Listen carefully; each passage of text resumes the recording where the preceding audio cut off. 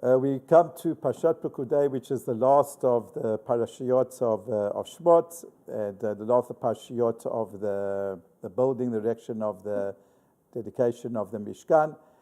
And the Torah tells us that Hashem told Moshe that the Mishkan had to be erected on Rosh Chodesh Nissan, the first of Nissan.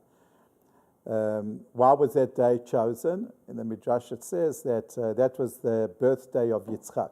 Hashem wanted that the birthday of Yitzchak and the day of Hakamat HaMishkan, that they should coincide. Rosh Hashiva Zecher Tzadik Livracha, Rav Goldwicht of Kerem B'Yavne used to explain that the reason for this coincidence was that they both represent something which is similar. The Mishkan is all about service, about humility, and that's who Yitzchak was. Of all the Avot, each one of the Avot had a particular characteristic, and Yitzchak represented this characteristic of humility and service. Unlike his father, much more bold, much more represented chesed, loving kindness. Yitzchak was more inward based.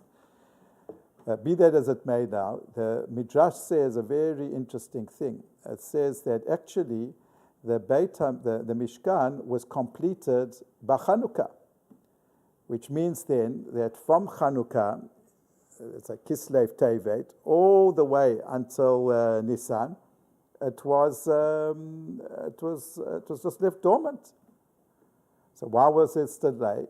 If Hashem wanted that the Mishkan should be erected on the 1st of Nissan, because it's time to tell us how we should approach Hashem. We should approach Hashem with the same characteristics of Yitzchak, which is all about feeling vulnerable, about service, about knowing that, without the grace of Hashem and the help of Hashem, we just can't get through life. That's how we should come into a Mishkan, into a Beit HaMikdash, into a shul.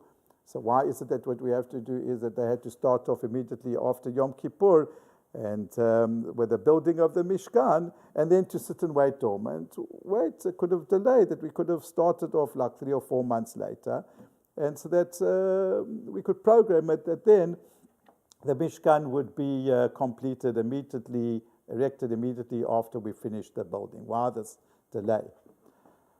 So there's a lot of terutzim to this problem. One of the terutzim is that what Hashem wanted to do is that He wanted to tell us that on the Yom Kippur, or Motzei Yom Kippur, when Moshe Rabbeinu came back, and he gave us this great message of encouragement, of hope that Hashem has forgiven us for Chet HaEgel, and He wanted us now to make a Mishkan as a symbol that now that kapara, that atonement had been achieved.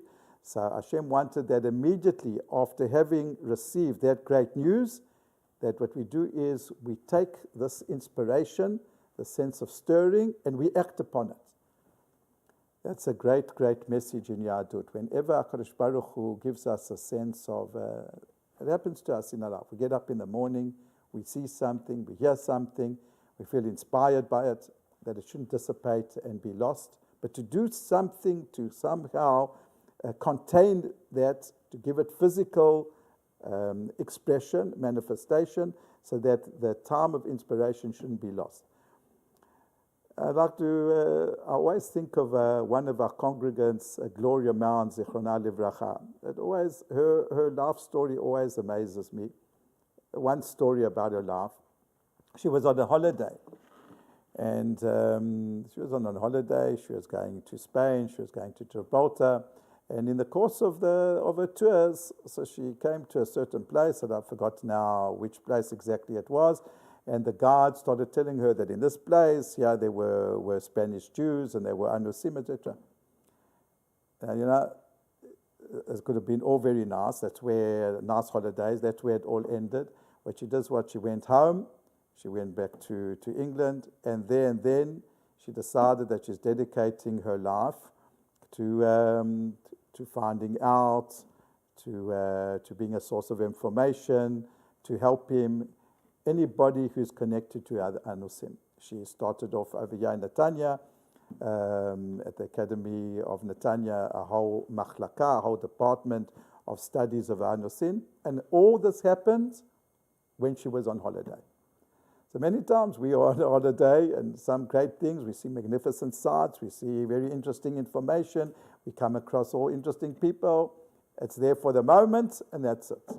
That's where it remains. We had a good holiday and we come home, we feel relaxed and that's it.